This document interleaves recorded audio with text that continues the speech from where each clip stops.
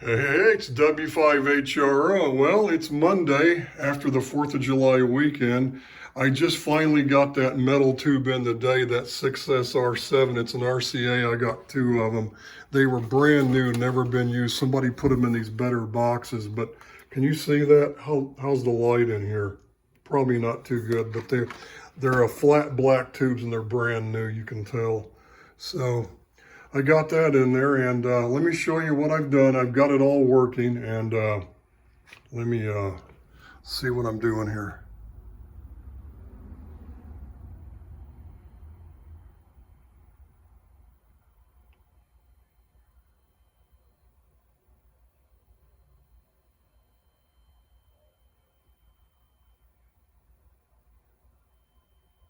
Yeah, see, that's good enough. After it stays on a while, the peak to peak does go down, but I got a hair over 350 volts, see?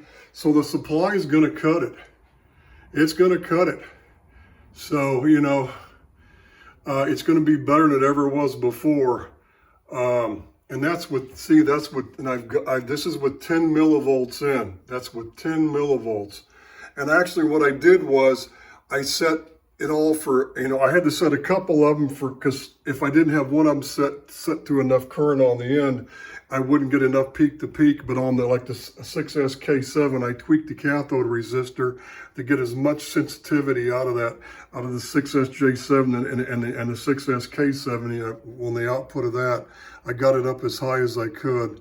So, and I've got it to where it's a little bit, see, when I get the shape of the waveform, if I want to make it look pretty, 320, see that? It's just starting to get right under 10 millivolts peak to peak. Before, the way this thing was, I had it where it was a little bit over. Now I can get it just pretty much to the max with just a little less than 10 millivolts. So I've got enough sensitivity on this thing now. The problem is when I go with the D104, it's going to look like this. But that's going to be okay. You know why? This thing, these stages now, one of them overdrives. I mean, there's so many stages that it can overdrive it. And what I noticed? You know what causes that?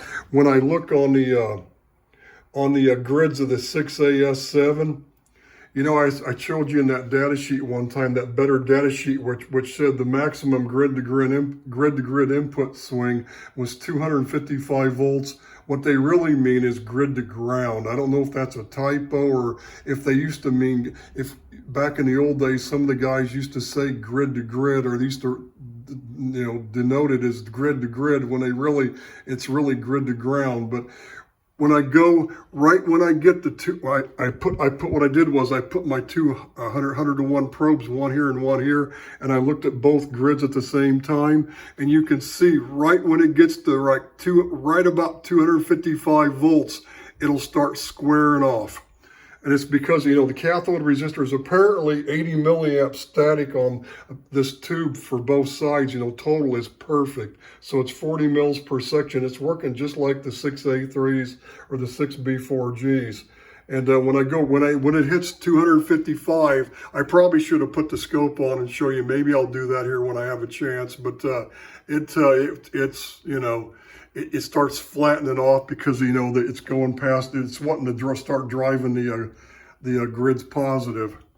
So anyway, I've got it up, and that's way hotter than it ever was before. There's no way with only 351 some odd volts on the B plus supply that I'm going to get 350 volts peak to peak. There's no way. There's always going to be a slight loss, especially with that 6AS7. There's no way around it. And the fact that I'm getting a little over 330 volts peak to peak, that's pretty damn good. I mean, that's pretty good. That's not much. That's almost to the rail. That's almost to that supply rail. So I can't complain. So I got this thing working now, and I got all the cathode resistors. I just need to go in on my computer, on this CAD program, the LT Spice, and I need to update the resistor values I have in there now, and I'll do that. And it's Monday. I'm probably going to take this thing in the shack tomorrow. Maybe, I'm still thinking about it.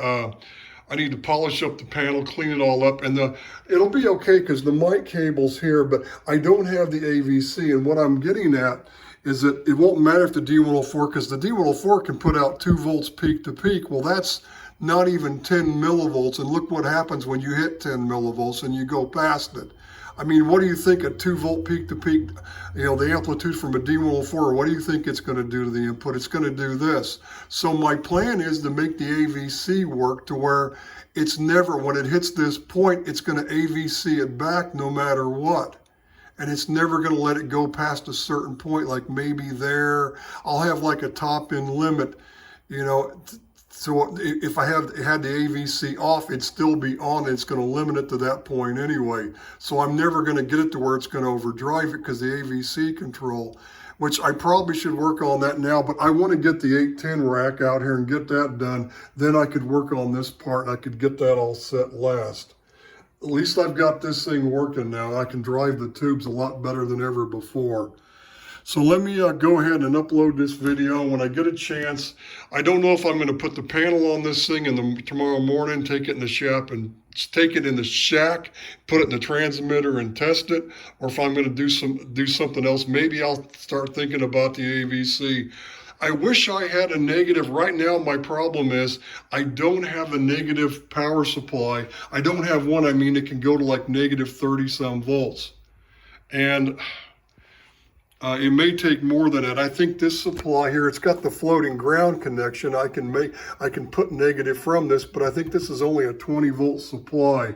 I don't think it's a 40 volt one. If it was a 40 volt one, I could do it.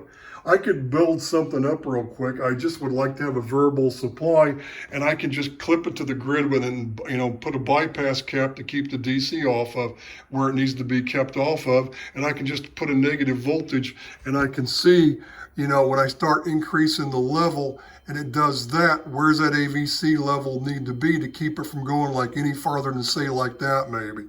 So that's kind of the plan, at least to start with. So that's all for now. This is about a 7-minute video, so I'll keep this one short. I just wanted to give you an update that I did get this thing all working. All the bias resistors I think are set good enough for now. Now I just gotta finish the 810 rack, and then I have to play with the AVC control on this thing. 73s for now.